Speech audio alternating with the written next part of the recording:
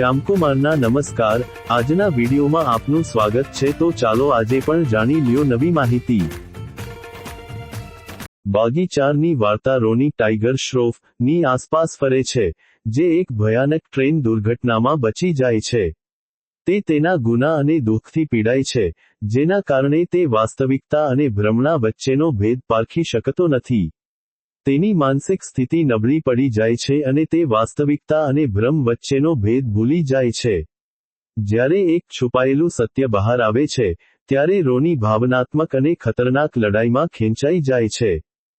ફિલ્મમાં રોનીનો ડાર્ક અને વધુ ભાવનાત્મક અવતાર રજૂ કરવામાં આવ્યો છે।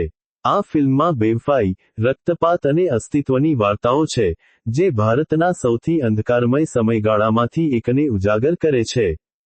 ફિલ્મમાં સડક અને વાસ્તવિક એક્શનને તીવ્ર ભાવનાઓ સાથે જોડવામાં આવી છે, જે ટાઈગર શ્રોફના પાત્રને એક નવી ઊંડાઈ આપે છે। Central board of film certification (CBFC) એ ફિલ્મને તેની અતિ હિંસક અને લોહીથી લથબથ એક્શન સિક્વન્સને કારણે A સર્ટિફિકેટ આપ્યું છે। બાગી 4 વિશે ફિલ્મ વિશ્લેષકોના મંતવ્યો મિશ્ર છે। કેટલાક વિવેચકોએ ફિલ્મને પાવર પેક્ડ અને એક્શન એન્ટરટેઇનર ગણાવી છે, જેમાં ટાઈગર શ્રોફના અભિનયની અને એક્શન સિક્વન્સની પ્રશંસા કરવામાં આવી છે। જો કે, ઘણા વિવેચકોએ કથા, પટકથા અને સંવાદોને નબળા ગણાવ્યા છે।